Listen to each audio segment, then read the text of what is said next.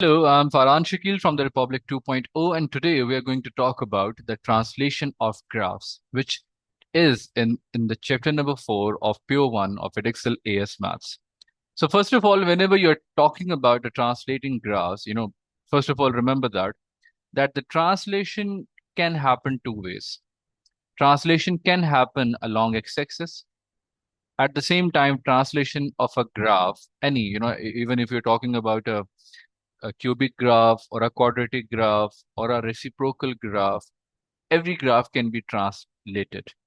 But that translation has to be along the x-axis or along the y-axis. So you've got the x-axis and then you've got the y-axis. Now, for example, if you've got a function that is y is equals to f of x. And now, first of all, we're talking about the translation of the function along the x-axis. Translation of f of x along x-axis. So before getting to the questions, you need to understand that if you want to draw a graph of y is equals to f of x plus 1, what does that mean? That this graph should be shifted towards the left by 1 and 0, right? It should be shifted towards the left, yani towards the negative x-axis. And if you have got y is equals to f of x minus 1, what does that mean? That this graph should be shifted, should be shifted 1 and 0 towards the right. This was towards the left. Now, for example, if you've got the transformation or the translation along the y-axis, what you're going to do for the translation along y-axis, what you're going to do about it, you've got y is equals to f of x plus 1, right? Now the 1 is not adding into the coefficient of x. Rather than that, it is getting added to the function of y as a whole. What does that mean? That this graph should be shifted upwards by 1 and 0, right? This graph should be shifted upwards by 1 and 0. Lastly, if you have got y is equals to f of x minus 1, what's going to happen over here? You've got a translation of, sorry, this was 0 and 1. This has to be 0 and negative 1. What does that mean? It should be moved down by this vector. So first of all, before talking about anything in the translation, you need to understand or comprehend these translations. For example, let me give you examples of all these cases.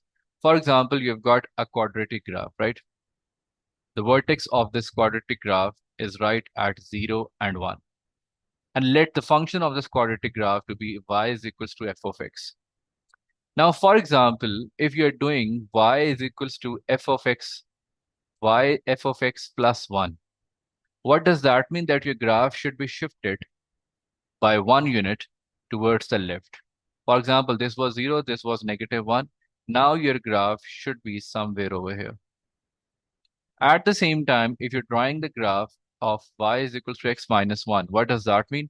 Now your graph should be shifted towards the right, yani 1.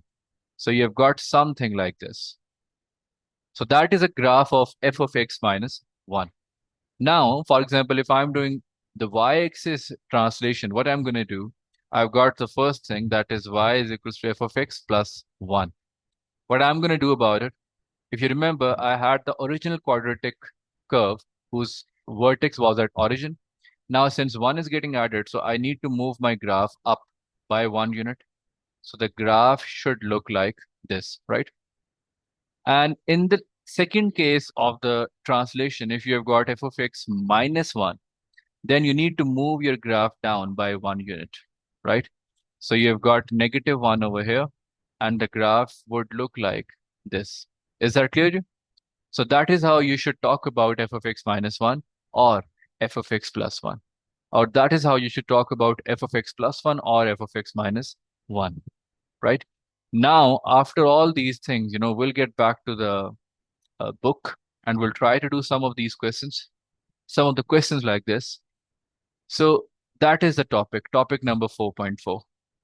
We've talked about the translation. We've talked about this such examples as well. Now let's talk about this example. We've got this example number 9 over here. You've got a function f of x, which is x cubed, and then you've got a function g of x, that is x times x minus 2.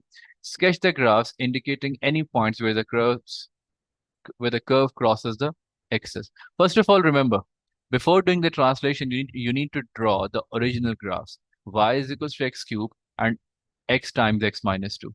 So you've got the graph of x cubed, and then, you know, it was, uh, yeah, we've translated x cubed first.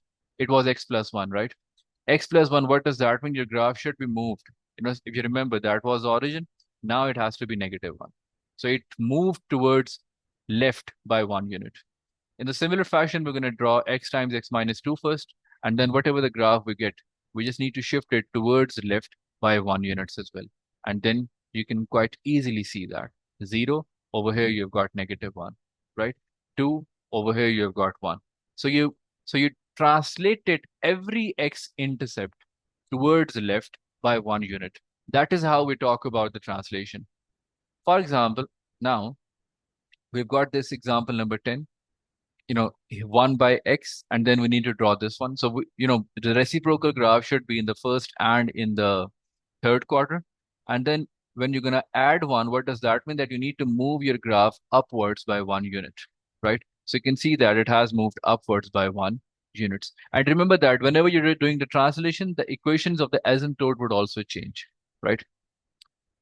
Now you've got this exercise 4D, and we've talked about it already. Apply the following transformation to the curves with the equation y is equals to f of x, where x square, x cube, and 1 by x. So you need to get all these transformations. So, if you only talk about it before me, if you've got f of x as x square and you need to draw f of x plus 2, what does that mean?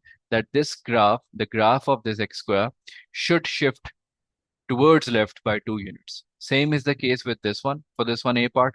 Same is the case for this one for the A part, right? For f of x plus 2, your graph must move up by 2 units. So that is all what you need to know about the transformations. I'll get back to you guys with the new questions. Thank you very much for this video.